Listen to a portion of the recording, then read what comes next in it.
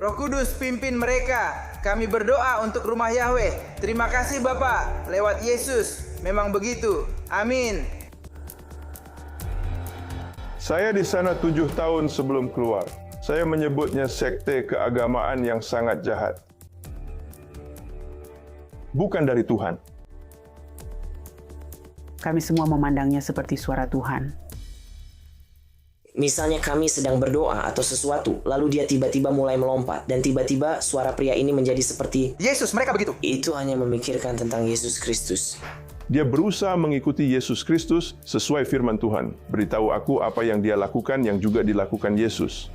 Ana adalah wanita yang kejam, bengis, dan tak berhati nurani. Ada kenangan mengerikan tentang pemukulan itu. Wanita itu pasti sudah membunuhku. Dia memakai sedikit lahan pertanian, semacam area hukuman. Saat kami berjalan menyusuri rumah, aku mendengar suara mirip lolongan. Hanya sebuah rumor.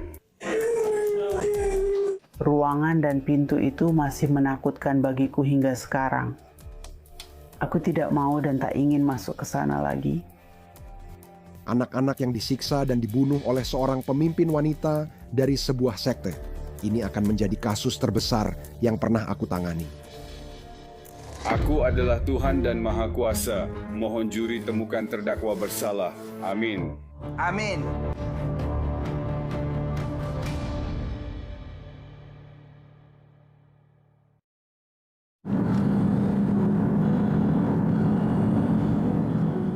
Kamu harus melewati jalan tanah panjang.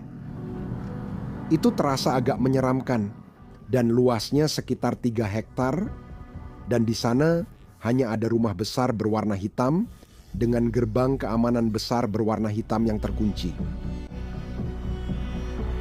Rumah doa. Tempat penuh rahasia di mana puluhan pengikut dan anak-anaknya tinggal bertahun-tahun di bawah kendali Ibu Anna. Dan John? Tetap bertahan. Mereka sedang kurang beruntung. Mereka mencari arahan.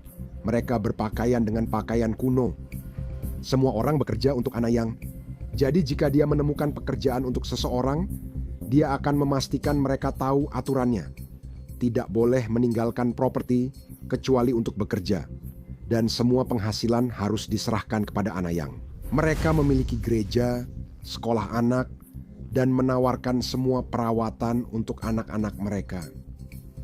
Namun, dalam waktu singkat, Anayang mengambil kendali penuh atas mereka dan memutuskan apa yang mereka makan, kapan tidur, serta cara menghukum mereka.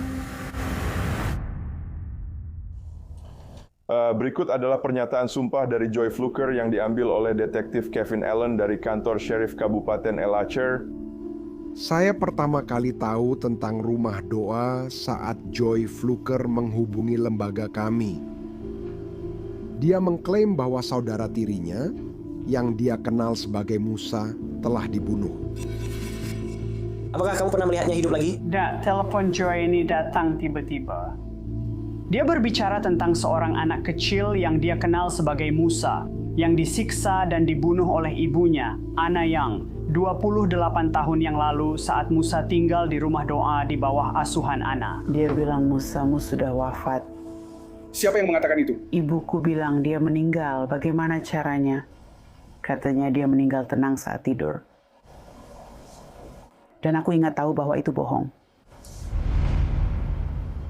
Dulu aku sering mimpi buruk tentang Musa saat dewasa. Aku sangat menyayangi ibuku, tapi aku pernah berpikir, kenapa dia melakukan itu?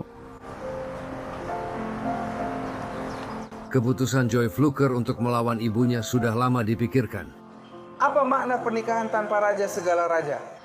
Beberapa tahun sebelumnya, Anayang, seorang yang mengaku sebagai pengkhotbah karismatik, telah memberikan restunya untuk pernikahan Joy. 1 dan 2 menjadi 1. Mereka telah jatuh cinta. Anak-anak, kami menganggapnya seperti suara Tuhan. Demetrius dan John, jaga agar tetap hidup.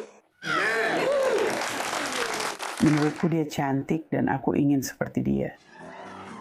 Selama bertahun-tahun, meski dia tertawa dan menari bersama ibunya, dia juga membantu menyembunyikan masa lalu Anayung. Selama bertahun-tahun aku tersiksa, tapi aku tahu apa yang aku tahu. bahwa Anna dan suaminya Jonah telah memimpin sebuah sekte sadis di mana para pengikut dan anak-anak mereka, bukan hanya Moses, telah mengalami penyiksaan yang mengerikan. Rumah doa dan semangat keagamaan Anna tumbuh dari rasa bersalah. Dan itu karena pada tahun 1973 saat mereka masih tinggal di Chicago, Anna dan Jonah melaporkan putri Jonah, Kathy, yang berusia 6 tahun, hilang saat sedang berlibur bersama keluarga. Dan Kathy tidak pernah ditemukan. Penyelidikan kami mengungkapkan bahwa Anna Young sebenarnya memukuli dan menyiksa anak ini serta mengurung anak itu di dalam lemari di rumahnya di Chicago, Illinois. Anak itu kehabisan napas, lalu meninggal di lemari.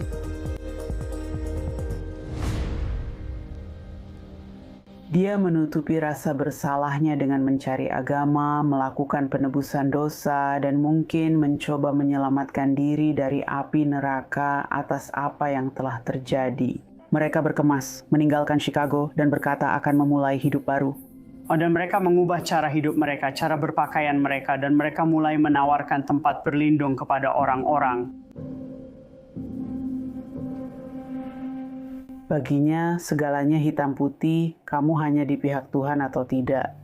Dan dia benar-benar bersemangat, dia sangat bersemangat. Aku akan membuatmu suci, aku akan menjadi suci, aku ingin menjadi wanita suci ini, dan aku akan membawa orang-orang kepada Tuhan. Karena dalam Yesus ada kesedihan itu milikku. Hal pertama yang saya lakukan adalah melihat rumah tempat semua kejahatan ini diduga terjadi. Letaknya hanya sekitar 10 mil dari kantor sheriff. Tapi banyak hal buruk terjadi di sana. Ini John Hugh.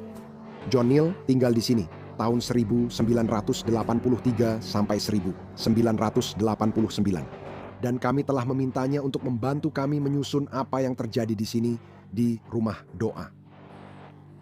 Bisakah Anda tunjukkan ruangan tersembunyi itu? Oke. Nah, itu dia. Itu dia, tepat di situ.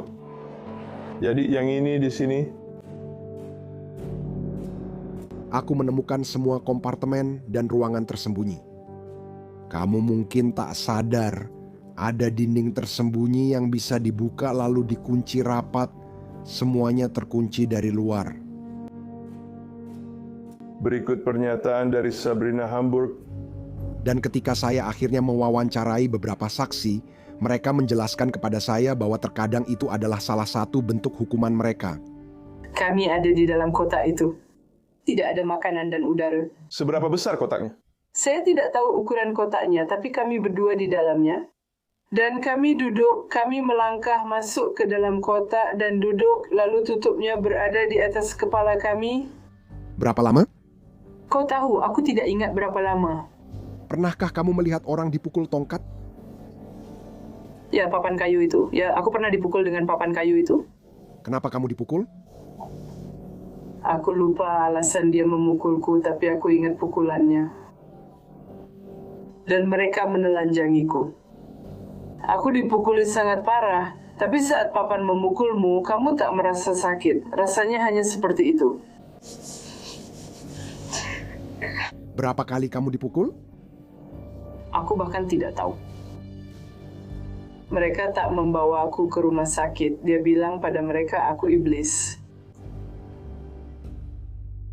Ya, dia menyadari bahwa agama punya kekuatan. Dia tahu dia bisa menggunakan firman Tuhan atas nama Tuhan untuk menguasai orang lain. Ode Puh, sesepuh gereja, memulai hubungan seksual dengan seorang wanita yang bukan istrinya di gereja. Dia merasa sangat bersalah tentang hal itu sehingga dia pergi dan mengaku kepada Anna Young tentang apa yang telah dia lakukan. Anna Young bilang, jika itu membuatmu berdosa, potong saja. Yesus berkata, jika matamu membuatmu berdosa, cungkilah. Jika tanganmu membuatmu berdosa, potonglah itu. Nah, karena dia berhubungan seksual dengan seseorang yang tidak dinikahinya dan Anna Young belum menikahkan mereka, dia diperintahkan untuk memotong penisnya sendiri tanpa bantuan medis. Terinfeksi dan nyaris meninggal. Anna benar-benar mengarang-ngarang hal dan orang-orang ini hanya mengikuti saja karena Anna sangat karismatik dan dia telah menjerat mereka. Kultus berkembang, kerajaan Anna makin besar. Ana bertindak seperti Tuhan. Jika tidak suka, orang-orang dipukuli. Saya lupa pertama kalinya, tapi semakin saya besar, saya ingat kejadian itu karena sangat kejam dan sadis. John Neal dihukum dengan cara yang sangat mengerikan dan brutal, sehingga sampai hari ini dia masih memiliki bekas luka di tubuhnya akibat kekerasan fisik yang dialaminya saat berusia 7 tahun. Mereka memakai ranting pohon dan kabel listrik. Ketika saya bilang ranting pohon, maksud saya benar-benar seperti cambuk, dan di sini juga kulit saya mulai robek dan itu benar-benar menghancurkan tubuh kecil saya. Ana duduk di sana menyaksikan Tuhan bersama saya. Wanita itu pasti akan membunuh saya. Saya masih anak-anak dan tidak tahu apa yang terjadi. Alih-alih melompati pagar dan kabur seperti yang bisa saya lakukan selama 7 tahun, saya tetap di sana karena yakin akan masuk neraka jika pergi.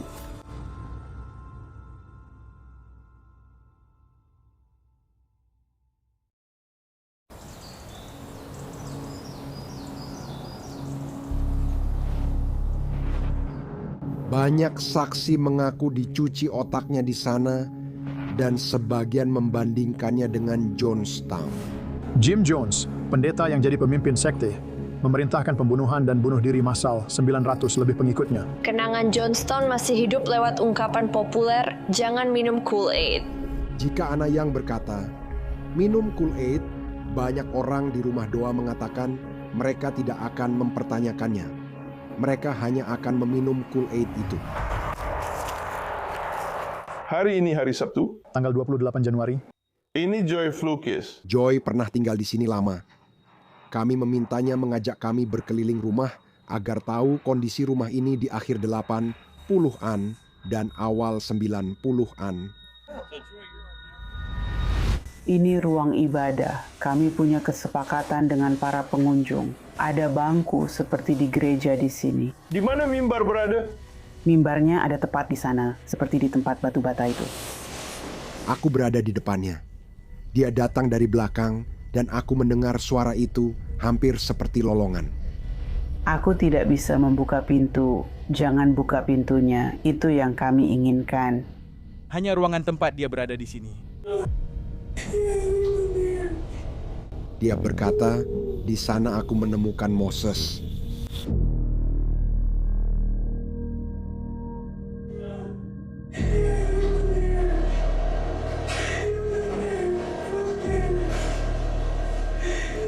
Dia langsung menangis tak terkendali.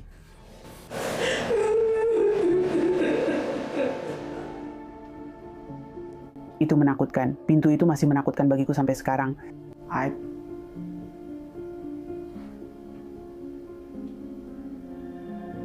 Aku memang tidak mau. Aku tidak pernah ingin melewati pintu itu lagi. Aku takut melakukannya, tapi aku tahu itu perlu. Aku ingat dia kelaparan. Aku ingat matanya begitu buram, seolah-olah dia sedang sekarat saat terakhir kali aku melihatnya. Kami tidak punya Moses di sistem kami. Dan saat itulah Joy memberitahuku, yah, itu karena semua orang telah mengganti nama mereka, bahwa ibunya memberi mereka nama gereja. Joy memberitahu kami Moses dari Chicago. Seorang anggota gerejanya di Chicago memiliki putri remaja hamil, Ana Yang. Dia mengganti nama anak itu dari Iman Harper menjadi Moses Yang. Dia memberitahu gereja bahwa ini anaknya dan Jonah Yang dan akan membesarkannya sebagai anak sendiri. Misinya adalah untuk menghancurkan anak itu. Dan itu adalah penghancuran yang metodis, lambat, kejam, dan keji dengan membuat mereka kelaparan. Deprivasi tidur. Membuat mereka berdiri selama berjam-jam. Inilah cara dia memperlakukan anak-anak. Oh, saudara Moses. Ya, dia bakal pergi ke tempat yang lebih baik. Sekarang dia bahagia. Dia baik-baik saja. Dia sudah tidak di sini lagi. Dia sudah pergi. Dan itulah akhir ceritanya. Kami bersama Thomas Pu. Thomas, bisakah angkat tangan kananmu? Beberapa saksi mata mengatakan jenazahnya dibakar di tong pembakaran selama beberapa hari. Ana menginstruksikan seseorang untuk menyalakan api. Dan kemudian api dinyalakan di dalam tong yang biasa kami gunakan untuk membakar barang-barang. Dan tentu saja Itu dimasukkan ke tong pembakaran saat masih menyala. Aku melihatnya, mayatnya terbakar. Kami meminta bantuan Pusat Nasional Anak Hilang dan Dieksploitasi. Dan mereka mengirimkan 2 orang terbaik mereka dalam pendeteksian sisa-sisa manusia. Dan kami tahu apa yang harus kami cari. Kami harus mencari saksi yang memberitahu perkiraan lokasi tong pembakaran 15 atau 20 tahun lalu. Kami butuh hampir 2 minggu untuk menggali semua area yang mungkin berisi sisa-sisa manusia.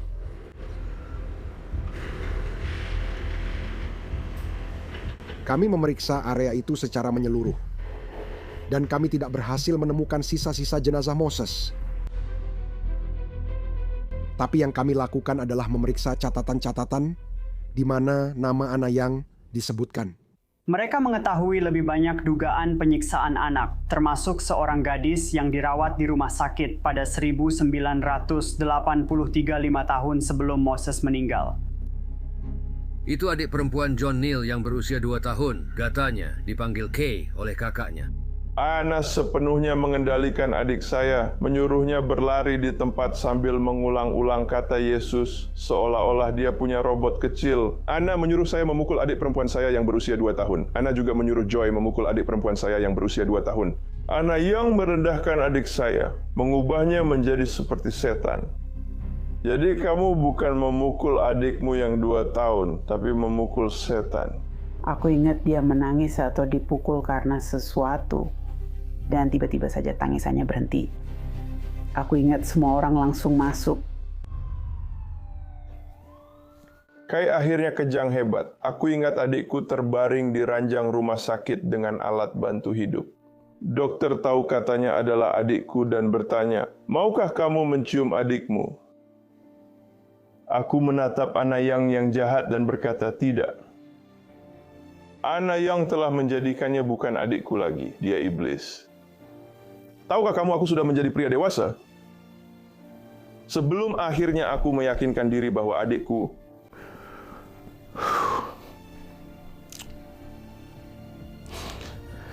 itu jahat. Aku butuh waktu dewasa untuk menyadari adikku bukan iblis. Itu karena iblis jahat Anayang. Aku mengawasinya di ranjang. Syukurlah dia meninggal karena Ana tidak akan pernah berhenti. Dia tidak bisa.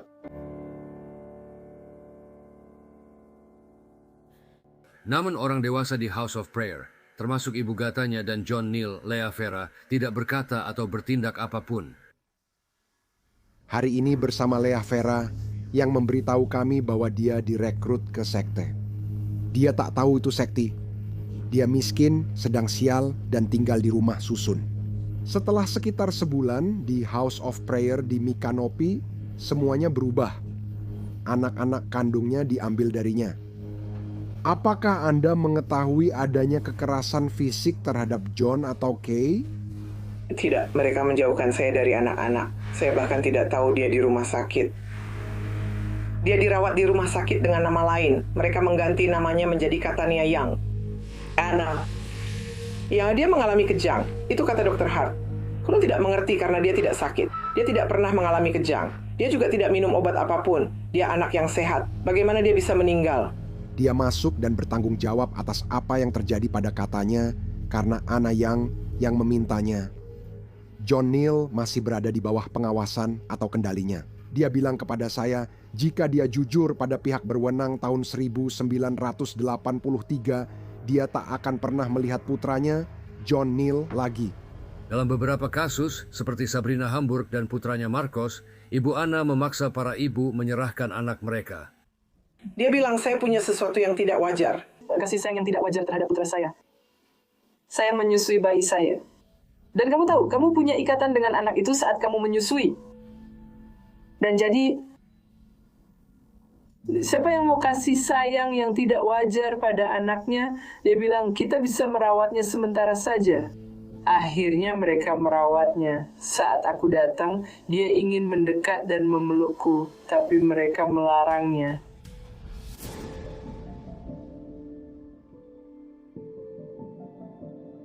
Dia biasa menempatkannya di kamarnya. Menurutku dia tidak meresponsnya. Dan itulah sebabnya dia keluar ke jemaat dan berkata, lihat dia punya kambing atau aku, ini aku atau dia. Karena dia memang tidak pernah benar-benar, kurasa dia tak bisa memaksanya melakukan keinginannya. Dia membawa anak kandungnya ke Puerto Rico dan meninggalkannya di jalanan karena menganggapnya kerasukan setan. Aku bilang, kita harus bawa dia ke gereja karena aku yakin ada yang akan merawatnya. Saat aku menghubungi pihak berwenang di Puerto Rico, mereka mengatakan tidak ada catatan bahwa Marcos Cruz pernah ditelantarkan di jalanan di sini. Satu-satunya foto yang kami miliki tentang dia diambil saat usianya sekitar 2 tahun. Pusat Nasional untuk Anak Hilang dan Dieksploitasi kini memakai proyeksi usia untuk memperkirakan wajahnya saat ini. Poster itu kini tersebar di jalanan Puerto Rico. Ana selalu membuat orang lain yang bertanggung jawab. Orang lain yang lakukan pekerjaan kotormu seperti penipu. Begitu caramu kan? Akhirnya Ana salah. Ana melakukan kesalahan.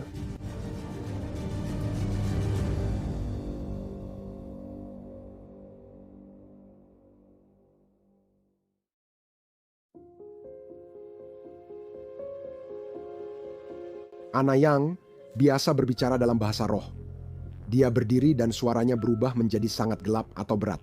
Roh Kudus pimpin dia, kami berdoa pada Yahweh. Dan dia menutup matanya dan, kau tahu, berputar-putar dalam lingkaran dan dia mengucapkan firman Tuhan. Kekuasaannya mutlak, dia bisa menyelesaikan segalanya. Melantunkan, kau tahu, darah Yesus, darah Yesus, darah Yesus atas orang-orang. Semakin ramai orang, dia merasa seperti suara Tuhan. Apakah kamu yakin Tuhan atau Yesus berbicara langsung lewat dia saat ia berbahasa roh? Pada saat itu aku percaya. Bagaimana dengan jemaat yang lain? Aku rasa mereka juga percaya. Di sisinya selama itu adalah suaminya, Saudara Yona.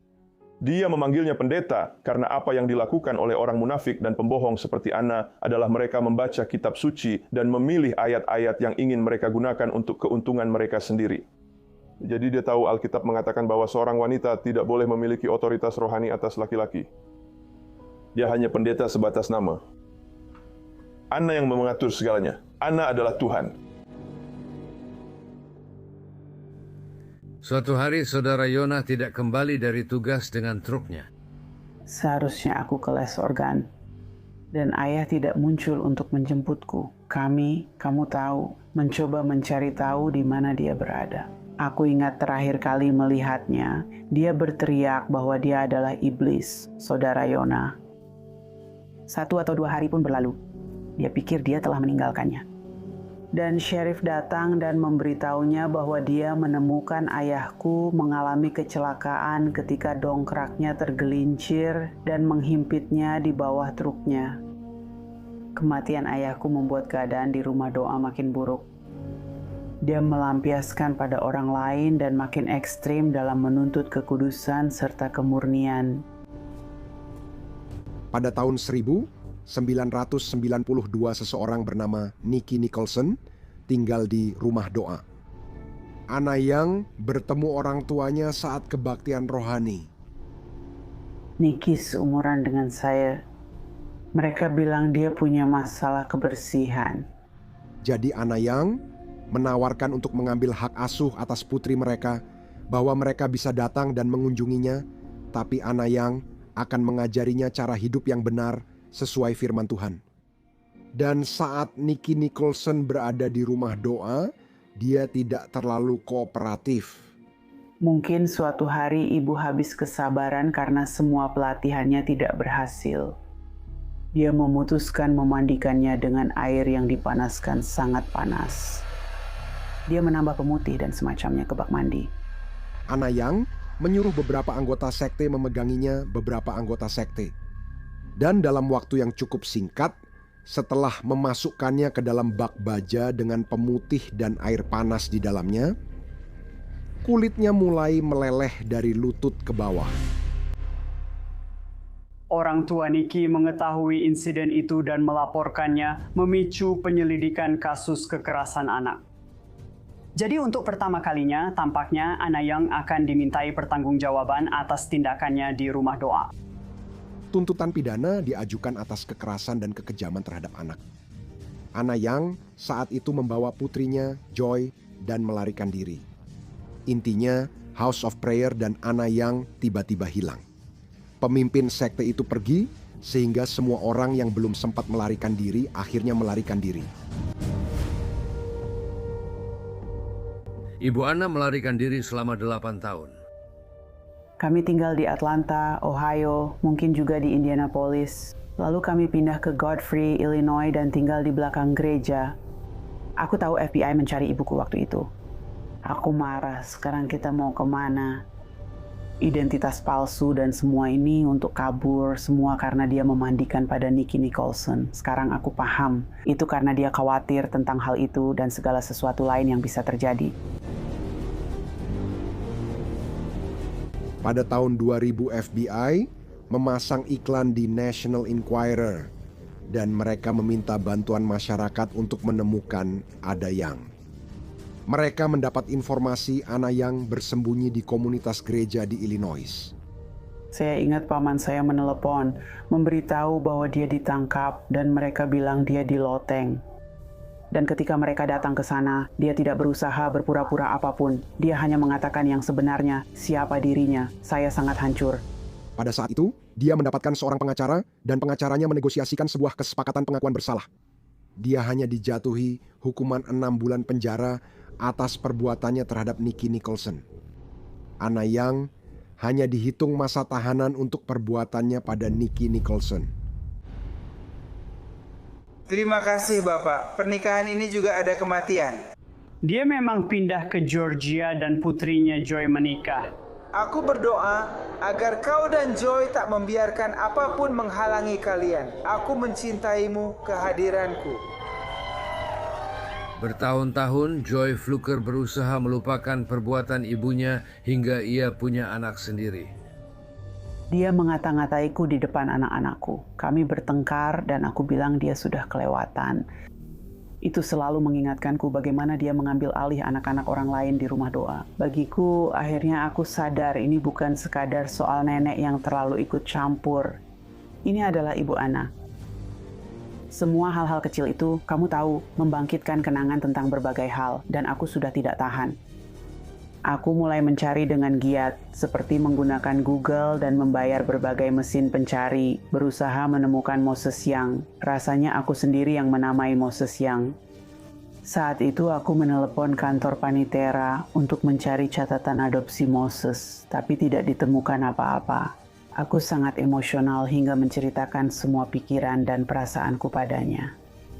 Dan dia berkata, itulah yang harus kamu lakukan. Kamu harus menghubungi polisi dan memberitahu mereka apa yang baru saja kamu ceritakan padaku. Detektif Allen. Aku harus cepat mengakhiri percakapan ini karena tahu takkan ada hasilnya. Rasanya aku sedang mengadukan ibu. Menurutku kamu sudah melakukan hal yang benar, Joy.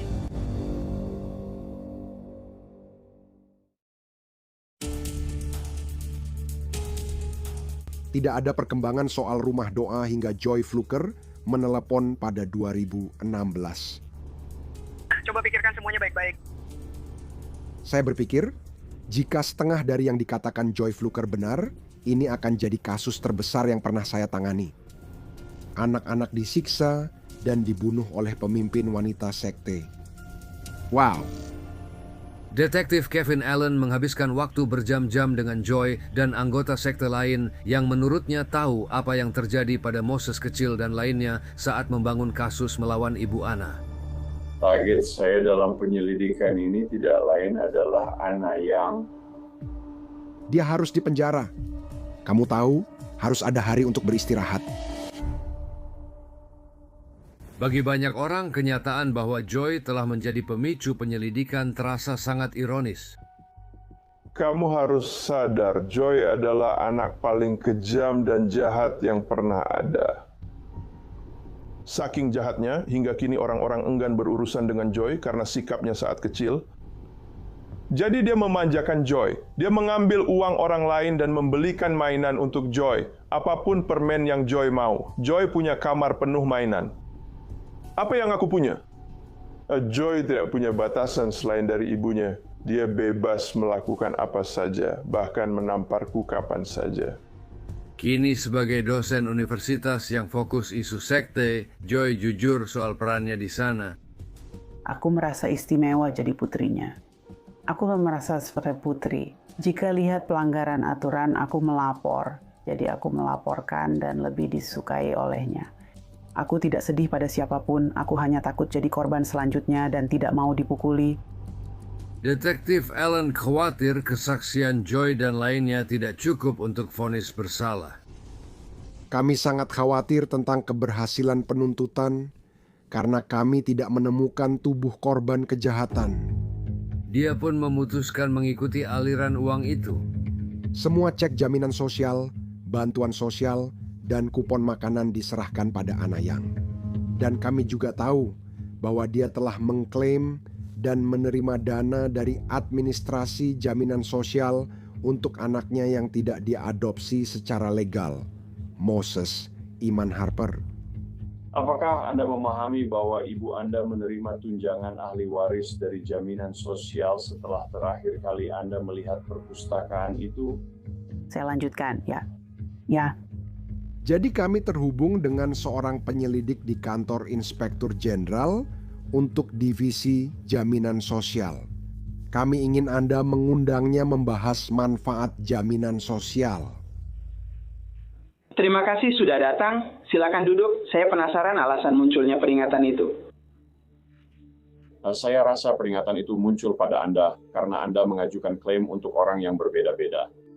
Kami sebenarnya tidak ingin langsung mengejutkannya. Anda tahu, dengan membicarakan anak-anak yang meninggal karena disiksa, dipukuli, dan dibiarkan kelaparan sampai mati.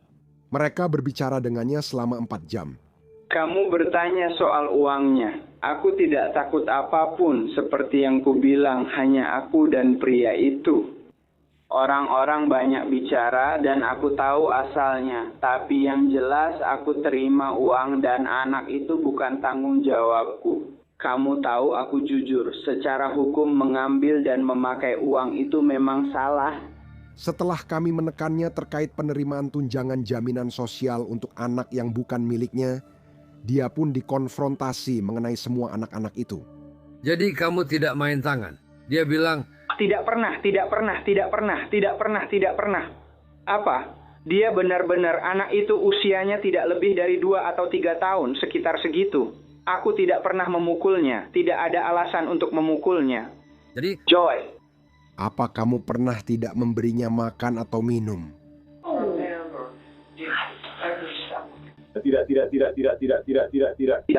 Tidak, kamu lanjut saja. Masuk. Aku hanya ingin kamu bilang kamu pemalu. Aku tak menyangka dia serendah itu demi menghibur orang. Joy tidak pernah bilang itu padaku. Dia sering bilang tentang kamu begini, begitu, dibunuh, dan lainnya, tapi tidak pernah menyebut soal itu. Dia tak pernah bicara soal itu. Jika seseorang mencambuk anak kecil seperti itu, aku pasti tahu. Aku tahu tentang saudara John, tapi aku tahu dia berbohong. Aku tahu itu. Joy baru saja berbohong. Dia bilang dimakamkan di gereja. Itu bohong. Apa? Bagaimana mungkin dia menjadi bagian dari gereja itu dan aku tidak tahu apa-apa tentang itu? Bagaimana itu bisa terjadi? Joy berbohong. Aku bersumpah demi nama Yesus. Dia dihadapkan dengan semua informasi, bukti, dan kesaksian saksi yang telah kami kumpulkan sampai saat itu. Karena kamu bilang kamu punya semua orang ini yang punya pernyataan di bawah sumpah tentang aku. Kamu tahu? Yang kumiliki hanya karakterku. Dia menjawab, apakah aku punya waktu membereskan urusanku? Dia percaya bahwa dia akan ditangkap hari itu. Saat aku datang ke sini, aku tidak menduganya. Yang sedang aku coba lakukan adalah membereskan urusanku. Dia didakwa atas satu tuduhan, pembunuhan tingkat 1 atas pembunuhan Moses Iman Harper. Polisi menyatakan Anna Elizabeth Young terbebas dari hukuman pembunuhan selama 25 tahun.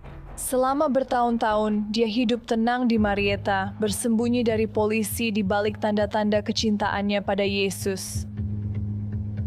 Kami mengetuk pintu rumahnya pukul 8.30 malam. Dan ekspresi keterkejutan dan ketakutan yang benar-benar terlihat di wajahnya sangat luar biasa. Surat dakwaan menyatakan bahwa dia telah merencanakan pembunuhan seorang anak yang dikenal sebagai Moses dengan cara menahan makanan, dengan sengaja menyiksa, menghukum dengan kejam, dan secara ilegal mengurung anak laki-laki itu. Yang masih di penjara Cobb County tapi sudah melepaskan hak ekstradisi dan akan dipulangkan ke Florida.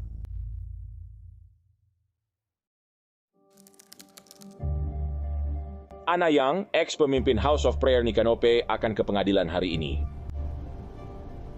Sekarang kamu adalah Anna Elizabeth? Ya, Pak, saya. Usiamu 79 tahun dan kamu fasih membaca serta berbicara bahasa Inggris. Ya, Pak. Di sidang itu, aku sangat takut melihatnya. Aku benar-benar gugup. Aku sangat tegang. Dia menatapku langsung. Dia menatapku seperti orang asing, padahal dia tahu aku. Mata kami pun bertemu. Anda mengajukan pengakuan atas tuduhan pembunuhan tingkat 2. Paham? Saya mengerti, tidak membantah. Kami meminta 2 tuduhan pembunuhan tingkat 1 untuk Anna Young. Namun awalnya hanya 1 yang didakwa. Tapi kami punya 2 jaksa hebat dan mereka bernegosiasi sehingga Anna Young mengaku bersalah atas kematian saudara perempuan John, juga Moses. Anda mengajukan pengakuan atas 1 tuduhan pembunuhan tanpa rencana. Apakah Anda mengerti itu? Saya paham, tidak membantah. Itu ciri khas Anna Young, selalu menyangkal rasa bersalahnya. Dia menerima kesepakatan pengakuan bersalah untuk menyelamatkan anak-anaknya. Dia 100% bersalah. Dia tahu itu. Anak-anak tahu itu. Kita semua tahu. Tapi dia masih menyangkal, tidak membantah. Anda mengajukan permohonan ini secara bebas, sadar, penuh pemahaman, dan sukarela. Apakah itu benar? Ya, Pak. Anda melakukannya demi kepentingan Anda, meski tidak mengakui atau menyangkal tuduhan itu. Benar? Itulah arti permohonan no contest. Ada beberapa nama keluarga saya. Sebagai bagian dari perubahan pengakuan dan penetapan tanggal vonis di pengadilan, 3 saksi memiliki kesempatan untuk berbicara di hadapan pengadilan. Dan saksi pertama adalah Joyce Luker. Selamat pagi. Bu, selamat pagi. Saya memastikan untuk berusaha serinci mungkin dalam pernyataan saya agar dia bisa mendengar saya dan tahu mengapa saya harus melakukan apa yang saya lakukan. Saya harus angkat bicara. Anda bisa melupakan atau mencoba memaafkan banyak kesalahan dalam hidup, tapi nyawa manusia tak bersalah tidak boleh dilupakan. Saya kan ingin dia tahu ini nyata, bukan sekadar dendam. Saya benar-benar berusaha memperbaikinya. Saksi kota selanjutnya adalah John Neal. Butuh waktu 30 tahun untuk mendapatkan keadilan. Saya sebenarnya ingin itu terjadi lebih cepat. Saya harus menanggung pembunuhan-pembunuhan ini seumur hidup. Terima kasih sebesar-besarnya kepada detektif Kevin Allen yang memperjuangkan keadilan dalam kasus ini seolah katonya keluarganya sendiri. Bagi saya, dia keluarga selamanya. Akhirnya, terima kasih kepada Joyce Luker. Karena memiliki kekuatan dan keberanian untuk berbicara dan menyuarakan kebenaran. Tuhan memberkatimu, Joy. Dan terima kasih. Tuhan berkata, maafkan agar Bapamu di surga juga mengampunimu. Sebagai Bapa sejati Yesus Kristus, saya berpegang pada prinsip-prinsip ini. Terpujilah nama Tuhan selama-lamanya. Yang mulia, saksi terakhir penuntut umum Lea Vera Aguilon. Saya ibu dari Leah Etanya Jackson. Ini sudah lama dinantikan. 30 tahun untuk mendapatkan keadilan bagi Kay. Kay berusia 2 tahun ketika saya masuk ke sekte yang disebut Rumah Doa, di mana memang ada banyak kengerian. Rumah penuh kengerian untuk semua. Aku di sini membela putriku dan menyatakan keadilan akhirnya ditegakkan, dan Kai, hidupnya tidak akan sia-sia karena apa yang dia alami. Semoga tidak akan pernah ada anak lain yang harus mengalami apa yang dia alami. Ya, itu menyakitkan dan akan selalu terasa sakit. Terima kasih atas masukan Anda. Semoga yang terbaik untuk semua. Ini akan memberikan rasa lega. Semua darah orang tak bersalah berteriak dari tanah meminta jawaban. Hanya pengecut yang tidak ikut dalam teriakan itu dan tidak menginginkan keadilan ditegakkan. Ada pertanyaan untuk saya mengenai perjanjian Anda. Pak, saya hanya ingin berterima kasih kepada pengacara dan keluarga saya. Dan saya hanya ingin mengucapkan Tuhan memberkati semua orang. Dan saya tahu bahwa Tuhan mengetahui seluruh kebenaran dan tidak ada yang lain selain kebenaran. Terima kasih, Pak. Pengadilan menjatuhkan hukuman kepada Anda dalam kasus tahun 2017 selama 30 tahun di Departemen Pemasyarakatan dan dalam kasus tahun 2021 selama 15 tahun. Hukuman akan dijalankan bersamaan. Terima kasih kepada kalian semua atas kesopanannya. Saya doakan yang terbaik untuk kalian semua. Sebelum sidang ditutup, bolehkah anak-anak ibu yang memeluk ibunya? Maaf, saya tidak bisa mengizinkan itu karena ada protokol pengadilan yang harus dipatuhi.